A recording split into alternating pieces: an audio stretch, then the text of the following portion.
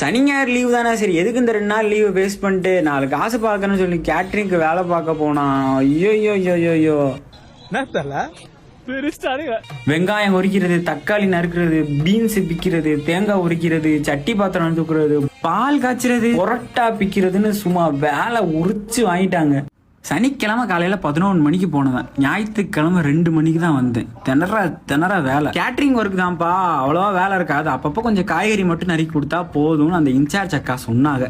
அவங்கள நம்பி போனேன், வச்சு செஞ்சுட்டாங்க. 1000கணக்கில் புரோட்டா அள்ளி அள்ளி வந்து கொட்டுறாங்க. நாங்களும் பிச்சு பிச்சு போடுறோம், புரோட்டா வந்துகிட்டே இருக்கு வரிசையா. அதிக சாப்பாடை சாப்பிட்டு திருப்பி வேலை ஸ்டார்ட் ஆயிடுச்சு. எல்லா வேலையும் முடியறதுக்கு நைட்டு ஒரு 12 மணிலேருந்து 1 மணி ஆயிடுச்சு. 1 மணி கரெக்டாக படுக்க சொல்லிட்டாங்க. சரி வெறும் தரையில படுக்க கூடாதுன்னு சொல்லிட்டு இங்கே சாப்பாடுக்கு வச்சு இந்த பேப்பர் ரோல் எடுத்து அதை வச்சு அது மேலே படுத்தாச்சு. 1 மணிக்கு படுத்தோம். 3:45 எழுப்பி விட்டாங்க. தம்பி எந்திரிங்கப்பா, வேலை ஆரம்பிக்க போகுதுப்பா அப்படின்னாங்க. அங்கே இருக்கவங்க எல்லாத்துக்குமே உண்மையே புரியல. எனக்கெல்லாம் தலையே சுத்துது.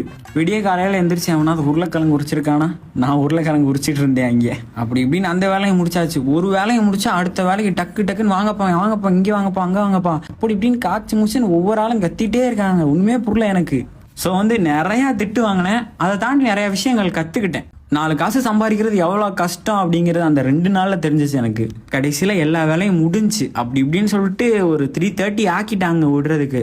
அக்கா இதுக்கு மேலே எங்களால் முடியாதுக்கா, நாங்கள் கிளம்புறோம், எங்கள் காசை கொடுங்கன்னு சொல்லிட்டு அங்கேருந்து காசை வாங்கிட்டு ஆளை விடுங்க சாமின்னு திரும்பி பார்க்காம ஓடி வந்துட்டு அந்த மண்டபத்தில் இருந்து அப்படியே அந்த காசை பத்திரமா வச்சு ஊருக்கு கொண்டு போய் எங்கள் அம்மா கையில் கொடுக்கும்போது தான் ஒரு நிம்மதி, ஒரு சந்தோஷம், ஒரு மகிழ்ச்சி.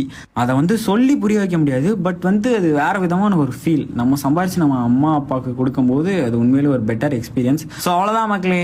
ஸோ வேறு ஏதாவது விளாக் இருந்தால் அந்த விளாக்கில் சந்திப்போம். அதுவரை டாட்டா, பாய் பாய்.